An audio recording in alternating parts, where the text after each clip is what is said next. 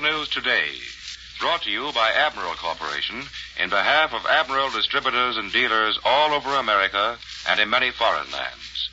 By shortwave broadcast direct from important overseas stations and leading news centers in our own country, CBS reporters are waiting to bring you first-hand news from the world's political and battlefronts. Now, here's Douglas Edwards. A United Press dispatch reported a few minutes ago that Allied troops have cleared the key city of Breda in southwestern Holland of all enemy forces except a few scattered snipers, and the Germans are retreating across the Maas River. This morning, strong groups of British and American bombers flew over Sweden, apparently en route to give aid to the Finnish and Russian troops in northern Finland. The Germans say 4 Soviet armies have begun a large-scale offensive in Latvia, and Berlin radio claims the Allies have landed on the Greek island of Melos in the Aegean. And now for news from the headquarters of our Pacific Fleet and an interview with the first wave to arrive in Honolulu. Admiral takes you to CBS Pearl Harbor. Webley Edwards reporting.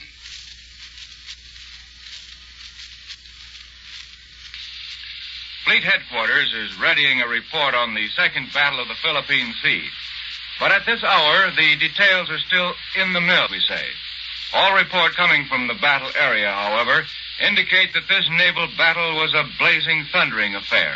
And it is definitely certain that the United States forces were victorious, that the Japanese were routed, broken, and badly defeated. During the high activity here at Fleet headquarters these past eventful days have been some very interested and very busy officers of the Navy's Women's Reserve. One of them, Lieutenant Commander Joy Bright Hancock of Wildwood, New Jersey, is our guest for a brief minute. Commander Hancock, this is an exciting time to be here. Indeed it is. I've known and watched many of those boys out there while they were growing their wings back home. I understand you are one of the 2 waves wearing the First World War ribbon. You were a yeomanette then, right? That's correct. Was I in order calling you a wave? Yes. Officially, it's Women's Reserve. And what is your title? Got your breath? Yep. Women's Reserve Representative for the Deputy Chief of Naval Operations for Air and the Bureau of Aeronautics. Well, I got that every word. Now, you're here, Commander Hancock, and Lieutenant Commander Gene Palmer, to survey needs and facilities for the first waves out in this part of the world. When may we expect them, by the way? A few of the first officers will arrive soon. And we hope the enlisted personnel will begin arriving in December. As you know, only those who request overseas duty will be given consideration for services out here. They'll relieve enlisted men? More than that, the waves will in general be new personnel to fill new jobs created by increasing duties in this area. They will be assigned to all activities that can use them, shore establishments first, such as control tower operators, aviation machinist mates, supply corps, and so on. And the waves have already contributed much toward winning the war by their work on the mainland, Commander. I know that everyone out here is well pleased that they'll be extending their activities out into the Pacific. We hope so, and every wave will do her utmost. You may be sure of that. You have heard Lieutenant Commander Joy Bright Hancock of the Women's Reserve, United States Navy. And thank you, Commander. This is Webley Edwards at Fleet Headquarters in Pearl Harbor. And this is Phil Woodyard in San Francisco. No job seems too hopeless for Tokyo radio to tackle. These past few days, Japan's propagandists have been trying to turn a trick which would make even Dr. Goebbels turn pale with anxiety. Tokyo's claims of a fabulous naval victory off the Philippines were cooked up largely to boost the sagging morale on the Japanese home front. And according to Tokyo, the factories really hummed for a while. But the Jap leaders are now in a bad spot. To avoid being exposed for the blatant liars they are, they've got to say something like this to the people at home. We won a glorious victory in this naval battle, they say, and we destroyed most of the American fleet. But the war situation is even more serious than it was before. The Americans, they say, will soon replace the lost fleet. Perhaps the precision-trained Japanese people can follow their leaders through this painful hodgepodge, but you'd think that the present crisis in the Tokyo cabinet would be a dead giveaway. You'll recall that General Tojo was finished off as prime minister by the American conquest of Saipan. And now General Koiso, The present Prime Minister has been all but finished off by the Japanese defeats in and around the Philippines. Here's what happened. As soon as the full story of Japan's losses became known, a group of Japanese leaders, dressed in the traditional top hats and cutaway coats, called on His Majesty the Emperor. Prime Minister Koiso was not among them.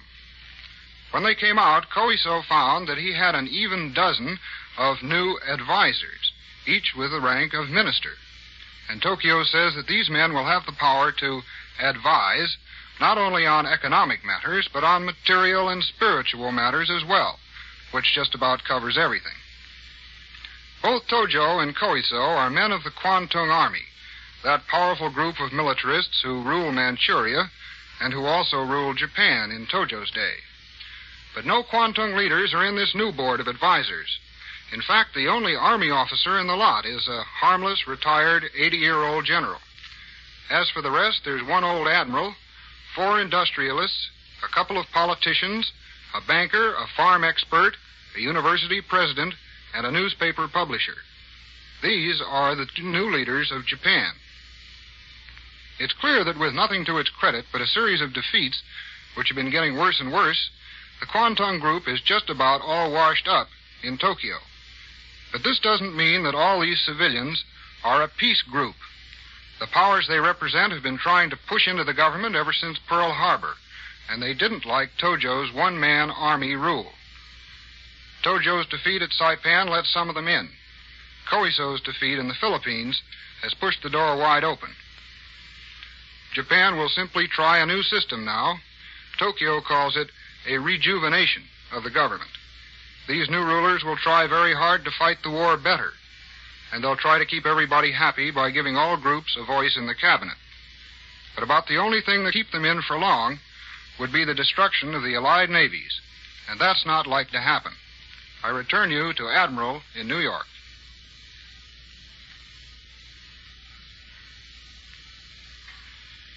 News from Europe in just a moment, but first here's Warren Sweeney with a message from Admiral Corporation. Perhaps you've wondered why Admiral Radio is called America's Smart Set. Well, one of the very good reasons is the smart styling and lasting beauty that have always been a tradition in building Admiral cabinets. The performance of Admiral radios has always been smartly up to date and very often ahead of the field because of the long list of Admiral firsts. When you see all of the after-victory Admiral models, the consoles and table models, the farm sets and portables, the bantams, and the various models of radio phonographs with automatic record changers, when you learn about Admiral's FM, television, and home recording, you're going to agree that any one of these grand radios is indeed America's Smart Set. Admiral Corporation is the world's largest manufacturer of radio phonographs with automatic record changers. This fact alone is convincing proof of Admiral's nationwide popularity. Post-war, Admiral will be prepared to give America an improved radio phonograph with a revolutionary new automatic record changer that is destined to make music appreciation history. Yes, you can rest assured that intelligent buyers, those quality and value-conscious people all over America, will again choose Admiral Radio, America's Smart Set. Now, here once again is Douglas Edwards. And for a summary of developments on the Western Front, Admiral takes you to Paris. Larry Lasser reporting. The weather was a lot better over the Western Front today, and the break in the weather came at a good time for us. Swarms of Allied fighter bombers took to the air to help the British and Canadian drive against the crumbling German defenses north of Antwerp. British troops fighting north of Antwerp over the soggy bogs of Holland are driving the Germans back from one position to another. But the Germans are fighting back bitterly to avoid being pinned down against the almost bridgeless River Maas. The enemy has left a good-sized pocket of troops to fight a rearguard action between Hertogenbosch and Tilburg. There's no sign of a planned German withdrawal, but they're being battered from pillar to post. The position of this rearguard pocket shows that the Germans still hope to swing their front back to the River Maas and thus avoid being cut to pieces before they can get there. It's obvious that the Germans fear that the British drive in Holland will irretrievably break the blockade of the port of Antwerp. Indications of these fears came in 4 spirited German counterattacks launched in the past 3 days from the other side of the battlefield, the east, against the troops protecting the British eastern flank. A German battle group of some 500 men, supported by 30 or so tanks, made a powerful surge across the canal north of Maastricht and drove the Allied troops back up to 1,500 yards in some places on a 10-mile front. A funny thing, one of the German counterblows sprang from the vicinity of a little Dutch town called America. It's clear the purpose of these heavy German counterattacks is to divert reinforcements away from the successfully driving British troops on the opposite side of the big salient in Holland. Meanwhile, the Allied air effort to break all German railroad communications in the Ruhr and Rhineland was carried on with increased determination today. American Thunderbolt bombers flew all the way into the eastern Ruhr to bomb the railroads. Others smashed a railroad bridge in the Cologne plain between Düren and the shattered city of Cologne. And returning pilots reported that Cologne is still burning after our recent overwhelming air raid. And this is Larry Lester returning you now to Admiral in New York. For a direct report from the American First Army front, Admiral takes you to Belgium. Ned Calmer reporting.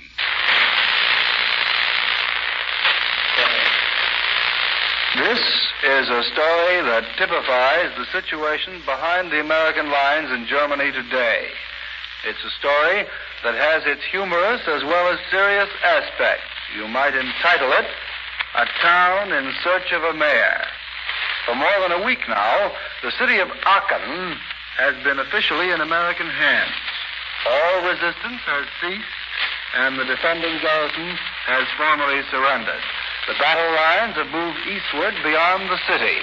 What fighting there is during this period of lull is taking place well outside, and nobody in his right mind would bet that Aachen will ever be recaptured by the Nazi high command. Nevertheless, it's been impossible so far to find a citizen of Aachen who's willing to become mayor of the newly occupied city, the mayor of the first sizable German city under Allied occupation. Our military authorities have been trying hard to locate somebody fitted for the post who's willing to accept it. A number of candidates have been offered the chance to qualify, but they don't want the job. And though some of them are less articulate than others, the general drift of their remarks is clear. Nazism, the Nazi regime, still holds a strong and sinister sway over the occupied portion of Germany, even though that influence is exercised, so to speak, by remote control. German civilians will cooperate with us as long as it's more or less unofficial cooperation. But apparently, they have as yet no leader willing to risk the torturing or death of his relatives by becoming the first non-Nazi mayor of a German city. We're going to keep on trying till we find one. This is Ned Calmer with the American First Army, returning you now to Admiral in New York. For additional news on Britain and the Battle of Europe, Admiral takes you to CBS London. Eric Severide reporting.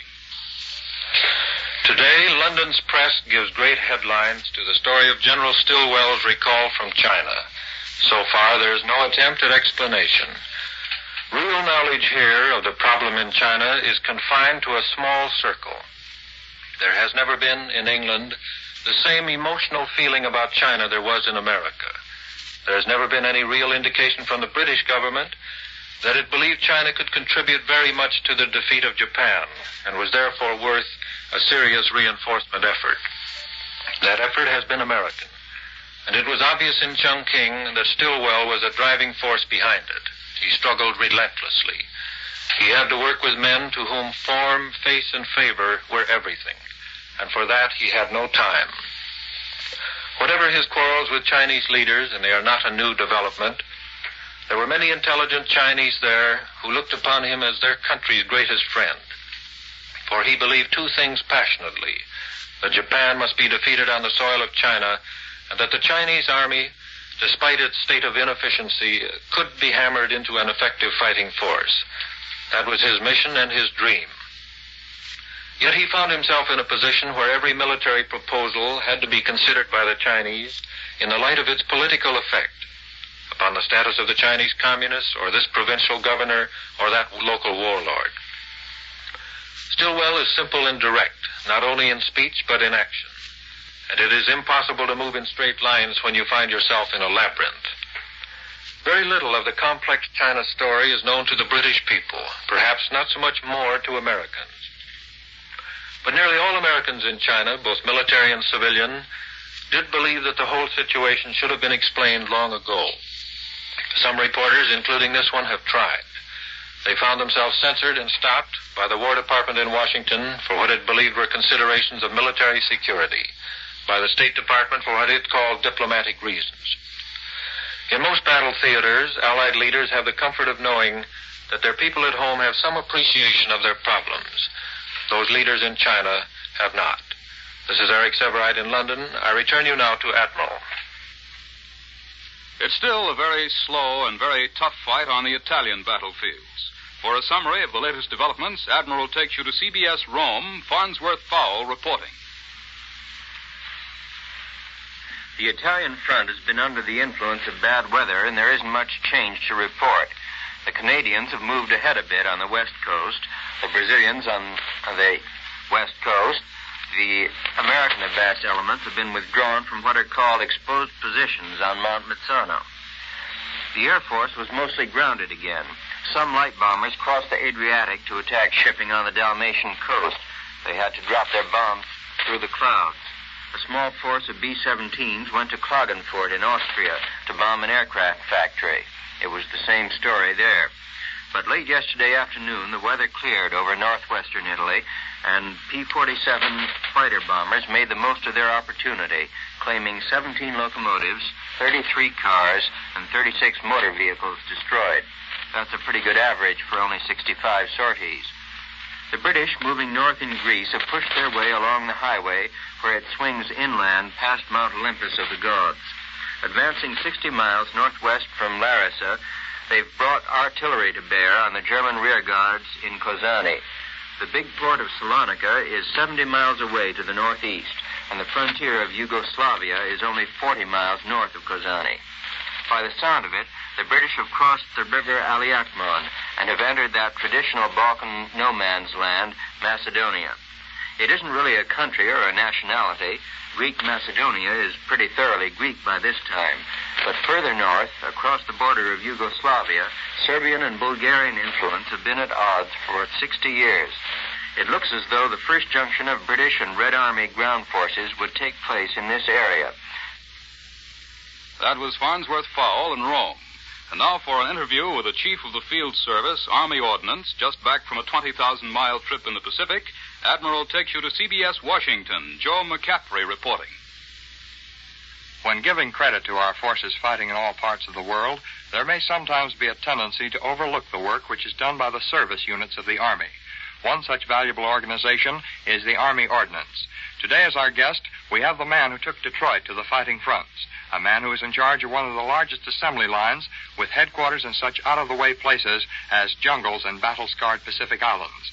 Incidentally, although this man today is an officer in the United States Army, he is a graduate of the United States Naval Academy.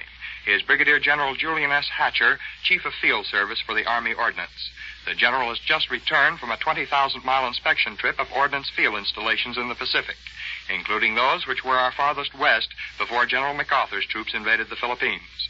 On this trip, General Hatcher had an excellent opportunity to see firsthand the work of our ordnance soldiers under rugged battle conditions. But first, General, I understand that you did a little investigating of Japanese propaganda over there, too. Yes, I found that the Japanese soldier in this war thinks he is fighting in Texas and California. Those captured Japanese I talked to all think they were defeated in Texas, but they defiantly claim other Japanese are carrying on victoriously in California. No matter what the island is, the Jap soldier apparently is told that it is part of the United States, almost always Texas. This conviction of the enemy soldier struck me as one of the most amazing evidences of propaganda used by the Japanese to indoctrinate their fighting men. It doesn't make sense, but neither does their fanatical willingness to commit suicide rather than be captured when they are cornered by our forces. I understand that you found the ordnance men have devised a way to make the enemy feel his own steel. Yes, we found that the Japanese 81-millimeter mortar shell will fit our mortars. It is not as good a shell as ours, but it fits perfectly. Now, every time our forces come on an ammunition dump which contains these shells, they send them right back to the Japs. Suppose you tell us about the work of ordnance as you observed it in the battle zones, General. Our men go right in with the assault forces when they land in order to keep the guns in firing conditions. and the tanks which arrive in the early waves moving towards the objectives. But what impressed me most is how the big ordnance bases move ahead as we move closer to Japan. When we see the islands further west, we move every bit of Army material off the islands in the rear areas and bring them to the new front. Every piece of lumber, every shed, every tool, to have them at the actual scene of operations. What does this repair work consist of? We make use of every tire that can possibly be saved, for instance. We have large, well-equipped tire shops which retread and rebuild tires damaged in battle. Our trucks are shipped, crated, and stripped down in order to conserve valuable shipping space. Therefore, we have assembly lines fashioned after the time-saving devices used in industry. Uncrating is done by machinery, and in a matter of minutes, the parts are unpacked and sent along our wilderness assembly line to be put together. After that, they are tested before being sent to the troops. In the present Philippine invasion, General, how are the repairs carried out? Right now on Leyte Island, ordnance supplies are going ashore and establishment of our big ordnance bases is underway. But before they are completed, all the work that can be done will be done by small groups of men working with whatever tools and spare parts they are able to carry on their persons or in small trucks. The bigger jobs will be left for the repair bases to take care of when they are completely supplied with new parts and machinery. This on-the-spot repair work must be paying dividends. It is. First of all, it saves valuable shipping space. For every tank, gun, or truck we can put back in Class A condition, there's one less that will have to be brought to the scene by ship, thus leaving room for food and other supplies and equipment. Then, too, it makes for greater efficiency for our fighting forces and helps pay off in lives saved. All this, plus the fact it saves money. You've seen the enemy's equipment at the scene of battle. How does it stack up with ours? We can't underestimate the Japanese equipment, but ours is much superior. That is why we're able to repair and salvage so much of it. Our men and women on the production line are doing an excellent job, and if they could see the results of their work after it has been through combat, they would, I'm sure, feel a deep sense of pride. You have just heard Brigadier General Julian S. Hatcher, Chief of Field Service for the Army Ordnance. This is Joe McCaffrey in Washington. I return you to Admiral in New York. And here's a bulletin just in from headquarters of the 1st Canadian Army in Holland. American troops are now fighting under 1st Canadian Army Command.